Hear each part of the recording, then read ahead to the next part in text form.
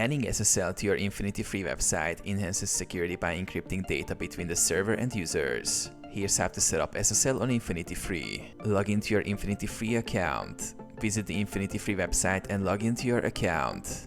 Access Control Panel. In your account, navigate to the client area and select the hosting account you want to add SSL to.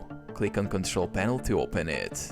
Create a free SSL certificate. Go to the SSL certificate section in the Control Panel.